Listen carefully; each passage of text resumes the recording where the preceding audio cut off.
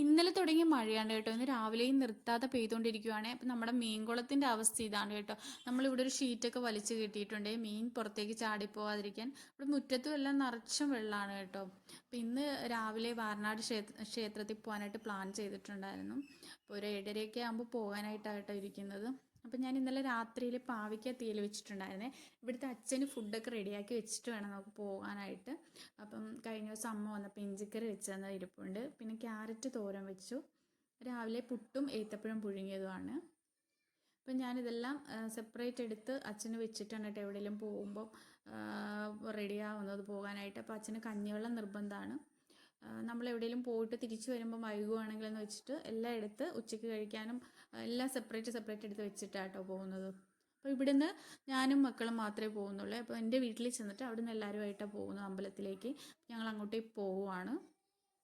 അപ്പോൾ ഇവിടെ അവർ റെഡിയായി നിൽപ്പുണ്ടായിരുന്നു കേട്ടോ. നമ്മുടെ വീട്ടിലെ അവസ്ഥ ഇതാണ് കേട്ടോ. മുറ്റത്ത് കുറച്ച് മുറ്റമുള്ളൂ കേട്ടോ. അവിടെ മുറ്റത്ത് വെള്ളം ഇല്ലെന്നേ ഉള്ളൂ. ഫ്രണ്ടിലൊക്കെ ഇങ്ങനെ കണ്ടമാണ് കേട്ടോ ഫ്രണ്ടിൽ. അപ്പോൾ അവിടെ നിറച്ചിങ്ങനെ വെള്ളം വന്നിട്ടുണ്ട്. അപ്പോൾ ഇനി ഇതൊരു 6 മാസം ഇവിടെ വെള്ളമായിരിക്കുമേ. എങ്കിലും കാണാനായിട്ട് നല്ല ഭംഗിയാണ് കേട്ടോ ഇവിടെ. ഞാൻ എപ്പോഴും ഇവിടെ വരും. എനിക്ക് ഒത്തിരി ഇഷ്ടമാണ് കേട്ടോ ഇവിടെ വരാനായിട്ട്.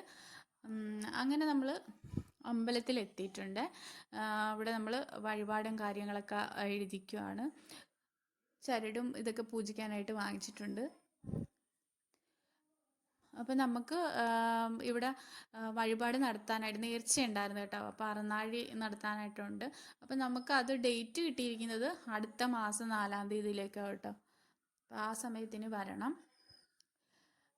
നമ്മൾ അമ്പലത്തിൽ തൊഴുത് എല്ലാം കഴിഞ്ഞ് പുറത്തിറങ്ങിയിട്ടുണ്ട്. ഇവിടെ നമുക്ക് അല്ലാണ്ട് അറനാഴി നടത്തിയത് കിട്ടും കേട്ടോ. അതൊക്കെ നമ്മൾ വാങ്ങിച്ചിട്ടുണ്ട് കേട്ടോ. നല്ല ടേസ്റ്റാണ് കേട്ടോ ഇവിടുത്തെ അറനാഴിക്ക്. അപ്പോൾ ഇവിടെ നമ്മുടെ നാളും അതിൻ്റെ വൃക്ഷം, ആ നാളിൻ്റെ മൃഗം ഏതാണ്, അതുപോലെ പക്ഷി ഏതാണ്, അതൊക്കെ എഴുതി വെച്ചിട്ടുണ്ട്. അതുപോലെ അതെല്ലാം നമുക്ക് ഇവിടെ വന്ന് പ്രാർത്ഥിക്കാം. അതിന് ഓരോ നാളിലും ചൊല്ലേണ്ട മന്ത്രമൊക്കെ അവിടെ എഴുതി വെച്ചിട്ടുണ്ട് കേട്ടോ. അത്തിമരത്തിലൊക്കെ നിറച്ചും അത്തിപ്പഴം ഉണ്ടായിരുന്നു. കാണാൻ നല്ല ഭംഗിയുണ്ട് കേട്ടോ അതൊക്കെ. ഇതെല്ലാം കണ്ട് അമ്പലത്തിലെല്ലാം തൊഴുത് കഴിഞ്ഞ് നമ്മൾ തിരിച്ചിറങ്ങുവാണ്. ഇനി നമുക്ക് അമ്മയ്ക്കൊരു സ്ഥലത്ത് പോകാനുണ്ട്. അതുകൊണ്ട് നമ്മൾ ഒത്തിരി താമസിയാതെ ഇറങ്ങുവാണ്.